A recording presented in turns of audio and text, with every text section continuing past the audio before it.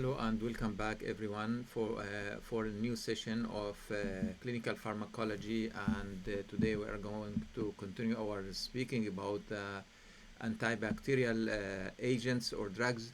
And we already covered the introduction, then we have category for the antibacterial, then we spoke about the classification, medication affect the cell wall, and from one of the major medication that affect the cell wall and the bacterial cell wall by inhibiting the cell wall, we have beta-lactam, and one of the most important group in the beta-lactam will be the penicillin, our topic for today.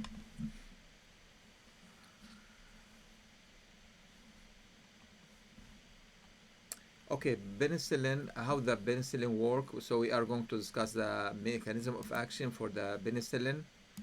Okay, so as you can see here for mechanism of action, we have several mechanisms, and here we try to summarize the information for the maybe simplicity.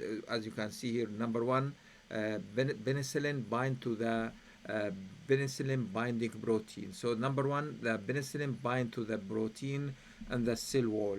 And this binding will be covalent binding. Covalently binding, that means irreversible binding to the drug protein, irreversible binding.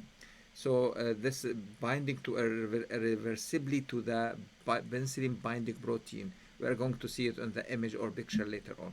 Number one. Number two, we have enzyme in the bacteria. This enzyme called transpeptidase. So the penicillin inhibit the transpeptidase, and this transpeptidase, from the name trans, mean cross, and peptidase, that mean we are talking about amino acid.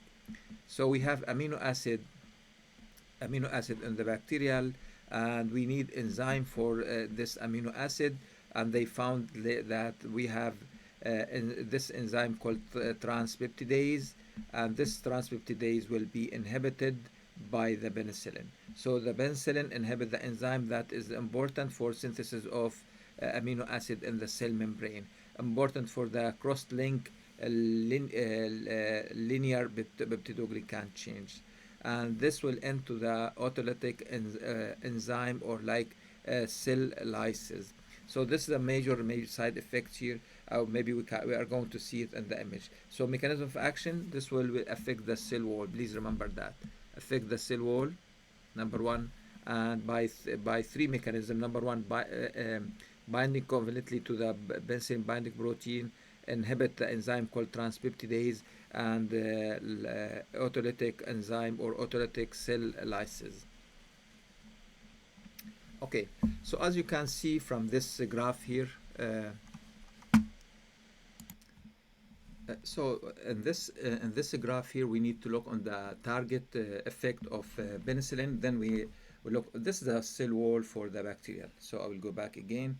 This is the cell wall for the bacterial here, and as you can see, we have peptidoglycan. So peptide belong to the amino acid. When you say peptido, we talk about amino acid, and when you say glycan, we have something related to the glucose or saccharide. So a peptidoglycan talk about aminosaccharide. So what we have here, we have a series of connection between the peptidoglycan. We have some abbreviation before we go to the details. As you can see from the abbreviation here, we have something called NAG, and N-acetylglucosamine. NAG stands for N-acetylglucosamine. Then we have N-acetylmoramic acid. Then we have peptidoglycan. It terminates in the D-alanine, peptidoglycan. This one here, peptidoglycan. Then we have penicillin binding protein. You can see it here, penicillin binding protein. Okay, then we have BEP, penicillin binding protein. We have BEP, peptidoglycan linked transpeptidase. So we have this one here. We call this one, all these like transpeptidase enzyme, transpeptidase. It's like this will link two amino acid together between NAM and NAM, NAM and NAM again, N-acetylmoramic acid. So from this graph here, if you move to the next picture, so this is our target. This is the first one here, to inhibit this enzyme, transpeptidase, number one. You can see the transpeptidase here. Terminate transpeptidase, BEP, we have transpeptidase. This is our target number one. Target number two will be binding covalently to the penicillin binding protein. So we have two main targets here, as you can see. You can see here when we prescribe penicillin to the patient, the penicillin will enter to the, for example, the GI system, then arrive to the blood, then arrive to the site of infections. How this medication work? You can see the penicillin bind and inhibit enzyme called transferase enzyme number one. And what else? Penicillin here, and the second one, this is number one.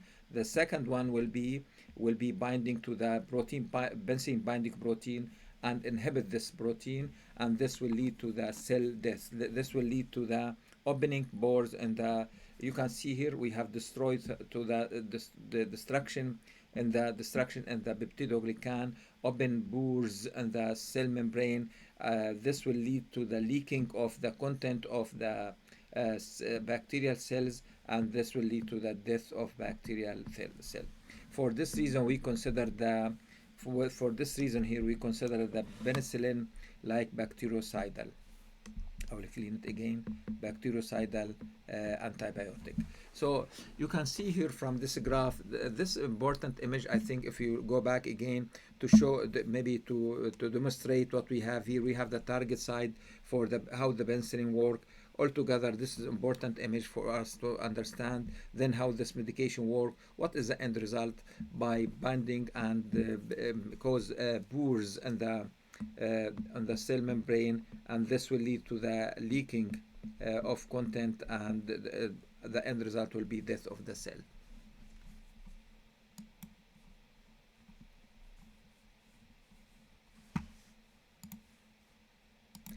Okay, as you can see from this slide here, this slide tries to show us the spectrum of penicillin. What type of bacteria will be affected by the penicillin? As you can see here, they said penicillins are effective against the rapidly growing organism. So we need organism like active organism, effective against rapidly organism that synthesized peptidoglycan cell wall. Some bacteria considered like inactive. Penicillin considered like inactive against bacteria that maybe or does not have the structure of peptidoglycan. Some, for example, mucobacteria, protozoa, fungi, viruses, all these may be unable to maybe be affected or destroyed or like killing by the penicillin. So it's not, we cannot prescribe penicillin for fungi or viruses, protozoa or mycobacteria. Penicillin binding proteins, sometimes you can see the penicillin binding protein. This type of target, sometimes maybe it happened to occur like modification and this enzyme, this will lead to the resistance of the bacteria. So this may explain some resistance here. So if any modification or alteration in the penicillin binding protein, this will lead to the resistance to the penicillin. So this is one example here. Another example, we have Staphylococcus aureus. Staphylococcus aureus, for example, for MRSA, we talk about methicillin resistant Staphylococcus aureus. Normally present this type of resistance by altering penicillin binding protein. So one of the mechanism is a modification in the target molecules that bind to the penicillin. Okay, so what is the antibacterial spectrum of penicillin regarding the bacteria, for example? They said penicillin in general considered like effective against the gram positive, especially talk about the gram positive that have the cell wall and easily to traverse by penicillin. Okay, the gram negative, some gram negative microorganism have an outer lipopolysaccharide, and they have if the gram negative have porins, some pores there, and this will allow the penicillin to enter and present the effectiveness. Some bacterial, such as Pseudomonas aeruginosa, some bacterial does not have porins. So when you have gram negative bacteria, and this gram negative bacteria has porins, That mean this will be a effective treatment by penicillin. But we have some bacteria here like Pseudomonas aeruginosa. The lack of borines does not have borines, and this make this bacteria resist to the penicillin. So this will explain why Pseudomonas aeruginosa resist the penicillin. So you can see here from slide mainly affect the gram positive, some gram negative. With the negative, the gram negative, especially the bacteria that have borine, but we have some other bacteria does not have borine for this reason. So, for example, Pseudomonas aeruginosa, one of them, and this explain the resistance to the bacteria antibiotic. Okay, moving to the next session. In this slide here, we can see the in this slide here, you can see the category of penicillin according to the spectrum. We have the four major types of penicillin. We'll start the first one, natural penicillin, extended the spectrum penicillin, anti-staphylococcal penicillin, anti-pseudomonal penicillin. As you can see here, the first one include two type of penicillin. We have penicillin G and penicillin V for the natural penicillin. Then we have extended spectrum penicillin. We have ampicillin and amoxicillin. Moving to the third type of penicillin, we have anti-staphylococcal penicillin. Start with the methicillin, nafcillin, oxacillin, decloxacillin, and cloxacillin. So again, for staphylococcal, we have methicillin, nafcillin, oxacillin, cloxacillin, decloxacillin. The last group, the group number 4, anti-pseudomonal penicillin, we have carbapenicillin, tegasericillin, piperacillin. So you can see here we have four main group of penicillin according to the spectrum: natural penicillin, penicillin G, and penicillin V. Then extended spectrum, we have ampicillin, amoxicillin. Then we have anti-staphylococcal penicillin. We have methicillin, nafcillin, oxacillin, decloxacillin. Then we move to the anti-pseudomonal. We have carbapenicillin, tegasericillin, and piperacillin. Piperacillin, one of the most important medication on this group as anti-pseudomonal. Okay, speaking about, start talking about the penicillin G here. As you can see here, penicillin G is like another name for penicillin G. We have benzyl penicillin. This medication prescribed intramuscular only. Okay, this medication prescribed intramuscular only. IM. Okay, this medication prescribed intramuscular only. Okay, there are several types of penicillin G. We have penicillin G potassium, penicillin G sodium. We have benzathine penicillin. Then we have brocade penicillin.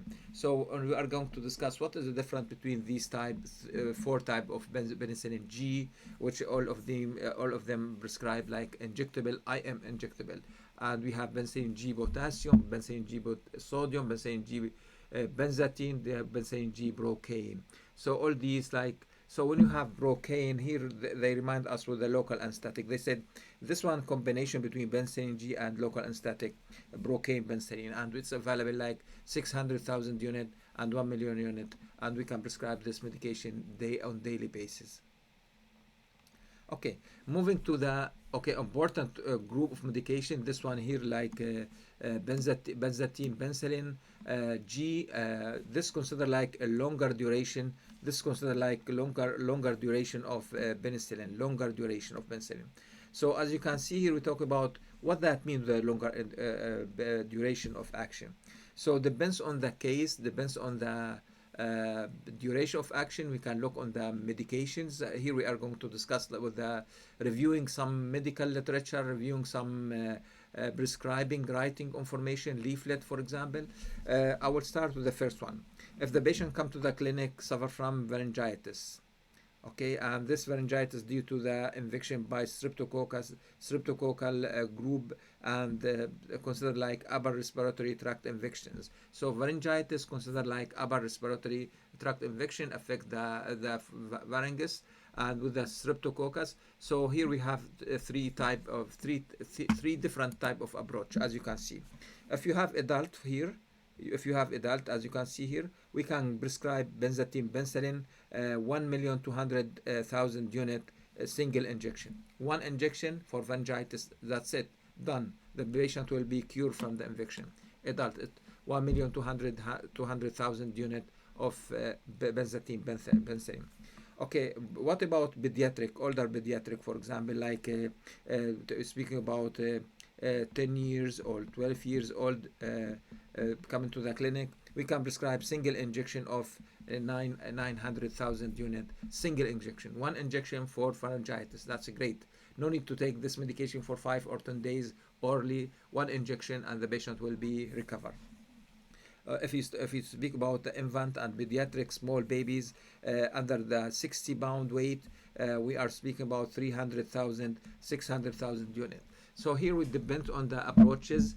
We can look on the patient. If you have adult, if you have pediatric, if you have infant, we are going to speak about single dose treatment for pharyngitis with the benzathine penicillin. Could be 1,200,000, could be 900,000, could be between 300, 600,000 units for the infant and pediatric. Moving to the second case, so the first case, pharyngitis. Streptococcus group A pharyngitis, syphilis. Syphilis, the second important case to use a penicillin G, could be primary, secondary, or latent syphilis. We use one dose for treatment with a 2,400,000 unit of penicillin G. So we give one single injection, 2,400,000 unit of penicillin G. Moving to the next one, congenital syphilis, when the mother when the pregnant woman bus the infection, syphilis infection to the fetus or to the baby during delivery, we prescribe 50,000 unit per kilogram per body weight for baby aged 2 to 12 years old. So it depends on the situation here. Primary, secondary, latent, 2,400,000 unit, one dose. Congenital, affected the baby, the children, we can prescribe it 50,000 unit per kilogram per weight, age from 2 to 12. Here we need to weigh the patient, the children, the pediatric patient to maybe determine how much dose we need to prescribe or give to the patient. Remember, this medication prescribed in injectable IM. Okay, this is the second case. The first case, pharyngitis. The first case, pharyngitis. The second one, syphilis. The third one, this is important one here, if the patient suffers from rheumatic fever.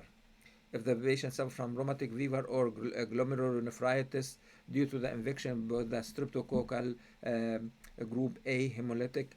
So what we have here, we can prescribe, if the patient suffers from this infection, we can prescribe benzathine penicillin, parenteral injection IM, given doses 1,200,000 unit per month, one injection per month, or 600,000 unit every 2 weeks. So we prefer to give 1 month injection. One injection per month is like more compliance for the patient. We don't like to give the patient injection every 2 weeks. This is painful for the patient. So we prefer to go with the one injection per month, and this injection will be 1,200,000 unit. This medication used for patients suffer from rheumatic fever and glomerulonephritis to protect from heart disease. So as you can see here, we have three main category for the uses. I'll make it with the green. I will repeat it again for the green color here. Three main uses for the penicillin G. Number one, pharyngitis. Number two, we have syphilis. And number three, we have rheumatic fever. Okay, this for penicillin G. Okay, moving to the to the penicillin G as a natural penicillin. This is the main therapy for infection caused by gram positive and some gram negative cocci, some other gram positive cocci and spirochetes. Asparagines cause the syphilis infection. Penicillin G is susceptible to inactivate by beta-lactamase or penicillinase. Here is very important, maybe a concept to remember, because the bacteria sometimes start producing enzyme. This enzyme called beta-lactamase. This beta-lactamase will destroy the beta-lactam ring and become resist to the treatment with the penicillin. So resist the penicillin G. So they said here this type of bacteria will destroy the beta lactam and will resist the penicillin G. So as you can see, we can use the penicillin G for the infection with the streptococcal, pneumococcal, gonococcal, and meningococcal infection. We can use it for patients from subtype of Clostridium perfringens and syphilis. So we have all these maybe a list of cases we can use the penicillin G for the situation, but due to the bacteria start producing some enzyme, and now the new bacteria become resist to the penicillin G due to the producing of enzyme called beta-lactamase, and beta-lactamase we have another name, equal name, called penicillinase. Okay, regarding, so first one here we talk about natural penicillin here. Number three, penicillin. What happened here? Can we speak a little bit? So I prefer to go back to maybe focus on the application of this medication. I will click on the FDA access data. Okay, I will share the screen with you. And this one coming from FDA access data about penicillin G, injectable medication. And let us go to the dosage.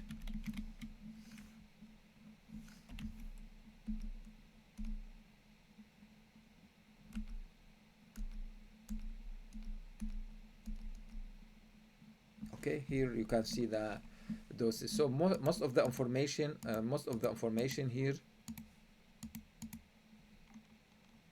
Okay, this is the dosage here. As you can see, it's like streptococcus, respiratory pharyngitis, syphilis here. Then we have it's very rare cases here. We can, and then we have prophylaxis for rheumatic fever. So you can see here we have some information regarding this situation. If you click on the another one here, they bring us the information also here about benzathine, penicillin. So we have so many references. It's very useful references to use in your study. So we have two main articles: one for prescribed information, another one about speaking in like full article about the penicillin G.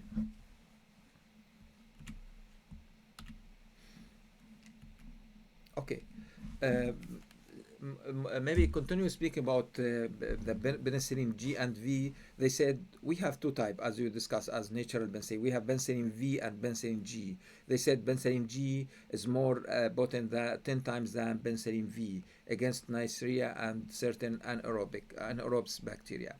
So penicillin G more effective than penicillin V 10 times, 10 times more potent.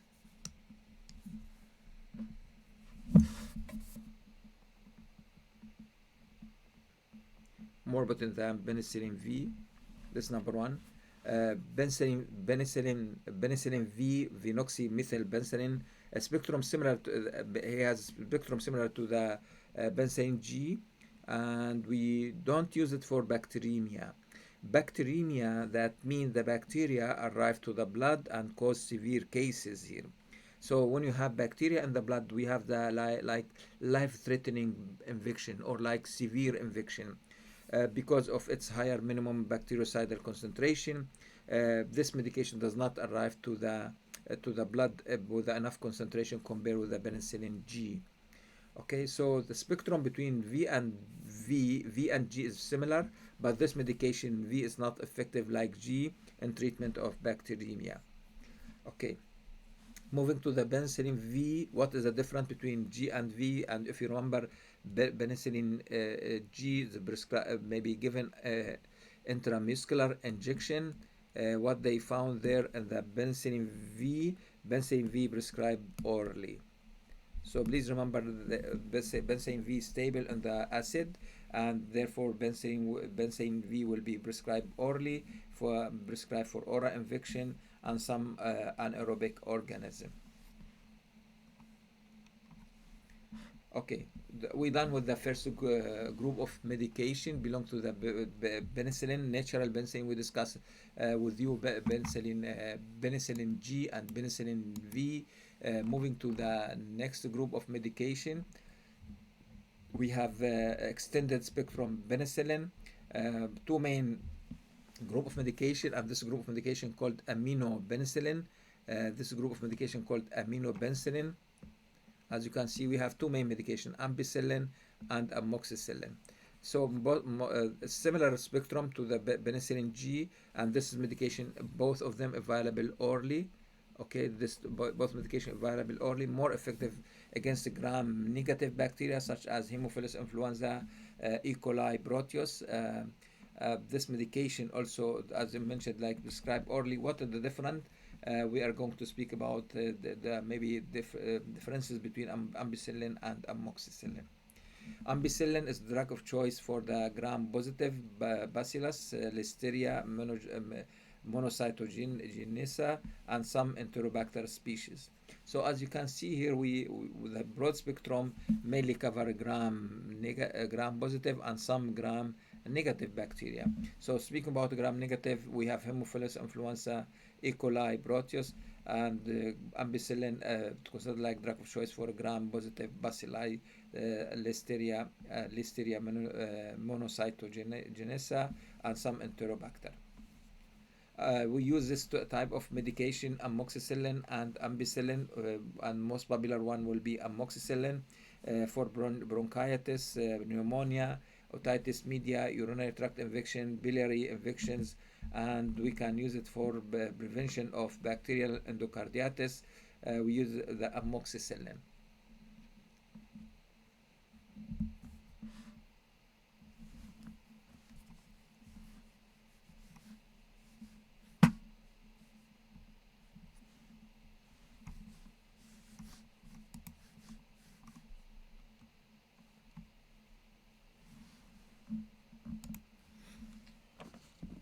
Okay, extended spectrum penicillin, more detail and information. Bacteria such as E. coli, Haemophilus influenza, they found these type of bacteria start developing a resistance to this type of penicillin, amoxicillin, and ampicillin, and this will be through the inactivation by the plasmid-mediated penicillinase. And we have the agreement that penicillinase, the same abbreviation for beta-lactamase.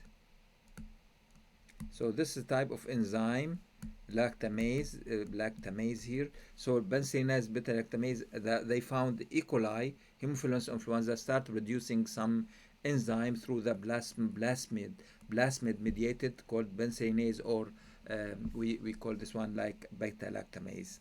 For this reason here, they developed some enzyme inhibitor substances or agents. This enzyme inhibitor, we have clavulanic acid and sulbactam, tazobactam. When we prescribe, for example, here we have brand name, trade name or brand name Augmentin. Augmentin is like combination of treatment between amoxicillin and clavulanic acid, considered like a beta-lactamase inhibitor plus. So what is clavulanic Augmentin? Augmentin is the combination of amoxicillin and beta-lactamase inhibitor. Okay, the reason for this combination to prevent the bacteria from destroy the beta-lactam ring in the amoxicillin. So the purpose of this combination in augmentin between amoxicillin and the clavulanic acid to prevent bacteria from destroying the beta-lactam ring, in order to make the medication work on the bacteria without destroying by the enzyme produced by the bacteria. Okay. So we're done with the second group. The first group was natural penicillin, and we have penicillin V and penicillin G. The second group was extended spectrum. We spoke about the ampicillin and amoxicillin. and cover E. coli and some other bacteria, but they found the bacteria and Haemophilus influenza. These type of bacteria start reducing the enzyme called beta-lactamase. For this reason, we have the combination now between amoxicillin and clavulanic acid to prevent maybe destroyed by the enzyme. The third group of medication here, the third group of penicillin, we have anti-staphylococcal penicillin. As you can see here, the methicillin, nafcillin, oxacillin, cloxacillin, decloxacillin. So this group of medication work effectively against the staphylococcus bacteria, staphylococci, beta-lactamase inhibitor. So if the bacteria produce this enzyme, this type of bacteria, antibacterial, resists this enzyme. So this type of penicillin to consider like beta-lactamase resistance. This medication, this should be restricted to the treatment of bacteria such as MSSA, and this type of bacteria produce penicillin producing staphylococci, including MSSA. So the MSSA stands for the methicillin sensitive Staphylococcus aureus. So MSSA. So we use this medication, methicillin, nafcillin, oxacillin, cloxacillin, decloxacillin, if the patient suffers from MSSA. So for the bacteria produce the beta-lactamase. Okay, so what they found here, we need to remember this type of medication, methicillin. Methicillin may be associated with a side effect or adverse reaction called interstitial nephritis. For this reason here, we don't recommend it to use it in the clinical practice routinely. So we need to remember here, methicillin carry the risk of toxicity due to the interstitial nephritis. For this reason, it's not popular in clinical use. Methicillin normally used in the lab. To identify the resistant strain of Streptococcus aureus. If this bacteria resists the methicillin or not. Okay, so now if the lab come with the result and they said identify this Streptococcus aureus as resist to the MRSA. I will go back again. Okay, if this bacteria MR, okay, what happened there? Okay, MR, methicillin resistant Staphylococcus aureus. If you have this bacteria there, we have some recommendation as you can see here. Currently, serious sources of nosocomial hospital-acquired infections, MRSA, currently susceptible to the vancomycin. So the first option will be vancomycin. So this one option, injection, this one injectable medication. Then we move to linezolid.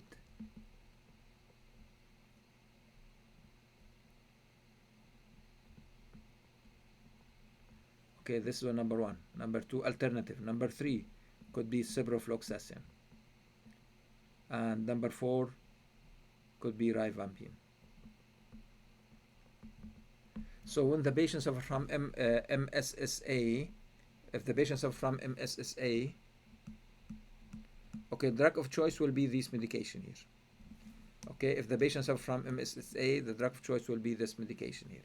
But if the bacteria developed resistance to the methicillin, so we have other option. Could be vancomycin, could be linezolid, could be ciprofloxacin, or rifampin. So we have list of medication.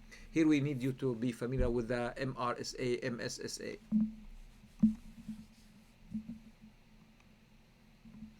Okay, the last group of penicillin. Here we are going to discuss the anti-pseudomonal penicillin. Penicillin here we can see that for anti-pseudomonal penicillin we have carpenicillin, tigarcillin, piperacillin, and this is used for against gram-negative infection, especially Pseudomonas aeruginosa. The most popular one, the most potent group of most potent agent here, piperacillin. This one here, piperacillin considered the most potent, and from this group, effective against many gram-negative, but against the Klebsiella, but not against the Klebsiella. So what we have here, we have the reason, because the Klebsiella produce the enzyme. So this group of medication, piperacillin, we use it for Pseudomonas. Piperacillin, Pseudomonas. Piperacillin, Pseudomonas. That's great. Piperacillin belong to the anti-Pseudomonas penicillin, but it's not effective against the Klebsiella because the Klebsiella produce enzyme called penicillinase. To overcome this resistance, we combine piperacillin with the tazobactam. So when you have piperacillin with tazobactam, when you combine piperacillin tazobactam, this combination become effective against the medications such as Klebsiella, Enterobacter, and bacteroid species such as anaerobic bacteria. So you can see here we have different approach anti-Pseudomonas penicillin. Again, I'm going to repeat what we have there. We have group of medication carpenicillin, tigarcillin, piperacillin, useful in the treatment of Pseudomonas and most potent antibiotic piperacillin. But piperacillin they found is not active against the Klebsiella due to the producing enzyme called penicillinase or beta-lactamase.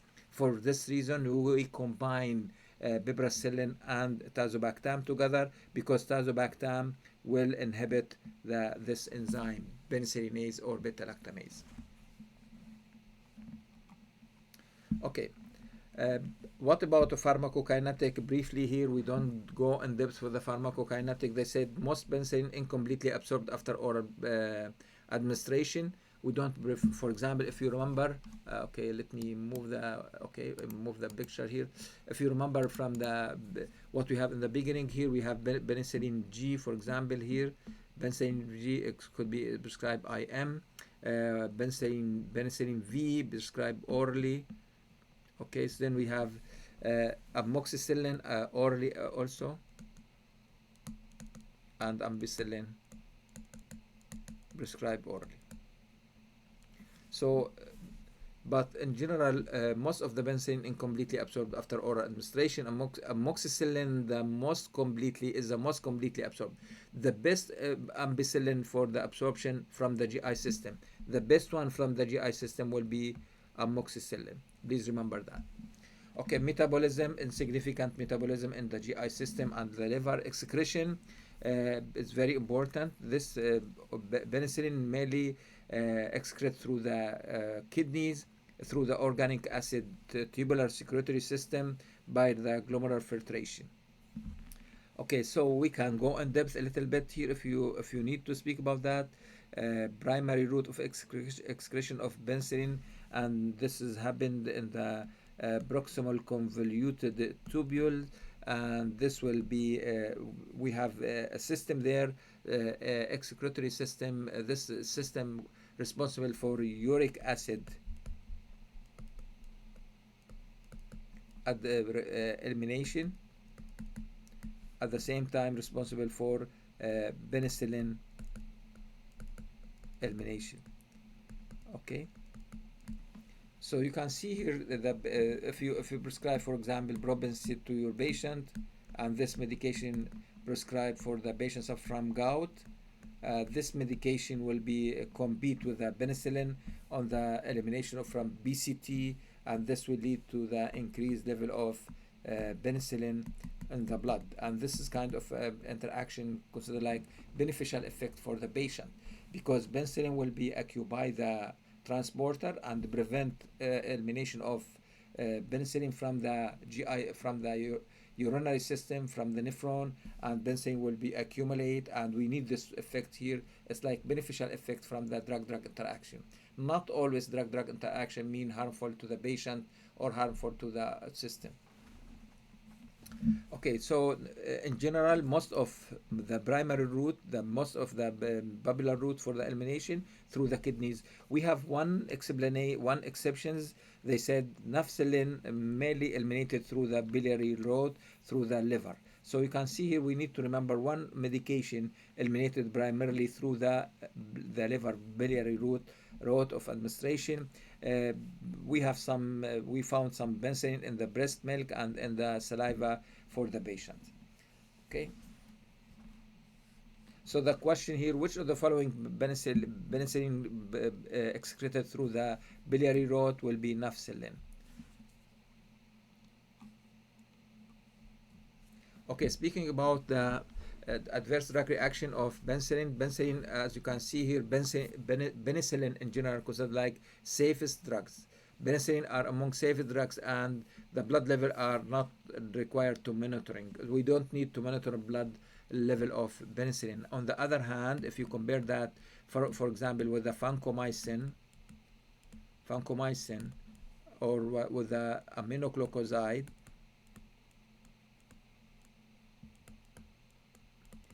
Okay, this type of medication we need to monitor blood level, therapeutic drug monitoring. So we need to do the to measure blood concentration of this medication, because this medication TDM stand for therapeutic drug monitoring, and we need to do the like because this group of medication, vancomycin, aminoglycoside, considered like narrow therapeutic index. So narrow therapeutic index, that mean any change in the concentration of this medication can lead to that toxicity. So for this reason here we have to be very careful. On the other hand, so vancomycin, aminoglycoside, narrow therapeutic, and we need to monitor the patient here. They said in case of penicillin, is penicillin considered as safest drugs, and no need to monitor blood level for the patient. That's great. But we still have some adverse reactions. We have hypersensitivity, diarrhea, nephritis, nephrotoxicity, hematologic toxicity, cationic toxicity. So hypersensitivity, we know that penicillin, one of the most important group of medication, may cause hypersensitivity. Moving to the diarrhea, this is maybe could be the cause why the patient sometimes stop using the medication, especially if we prescribe to the baby, and the mother will stop the medication to diarrhea for the baby. Nephritis, sometimes neurotoxicity. We have it in the next slide. Okay, next slide. Hypersensitivity could be range from like a rash, skin rash, simple skin rash, and could arrive to the angioedema and anaphylactic reaction. This one considered like life-threatening infection. Okay, so you can see here the benzene allergy or hypersensitivity range from macular rash like urticaria to the angioedema and anaphylaxis. So we have range of allergic reaction. Could be mild, could be severe, depends on the situation. And here we need to remember how we can approach this case. What is the best treatment for rash? What is the best treatment for the anaphylaxis? Should be covered in other lecture. It's not our topic today. Nephritis, we need you to remember which medication is very popular in induced nephritis, Penicillin. Here is very important concept, very important concept we need to focus on. They said we have a cross allergic reaction between penicillin. When the patient suffers from allergy to one penicillin, that means the patient will allergic to the all penicillin. So cross allergic reaction do occur among beta-lactam antibiotic. So if the patient allergic to the ampicillin, the patient will be allergic to the penicillin G, penicillin V. Okay, but not the same applied to the all beta-lactam. Not the same applied. We have some exception there. We can discuss it later on.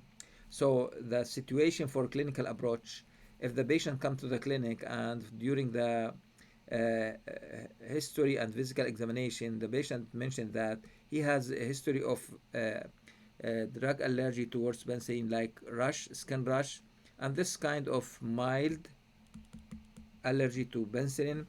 Okay, in this case, we can switch the patient to the cephalosporin,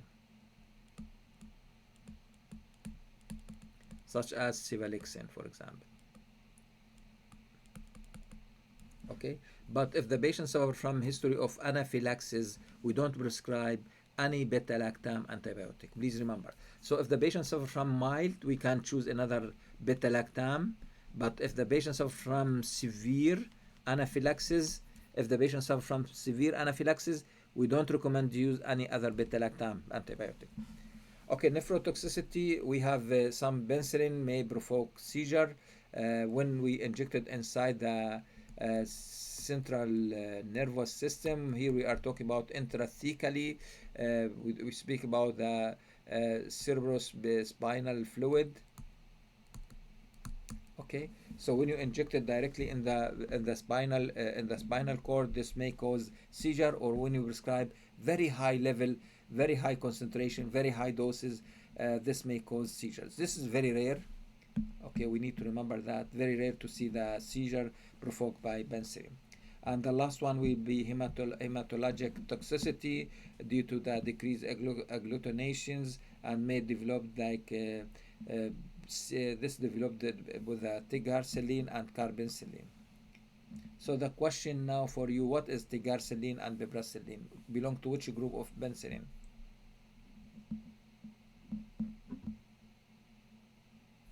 Okay, I will go back with you to remember. Is this staphylococcus, or is this like anti-staphylococcus or anti-pseudomonas?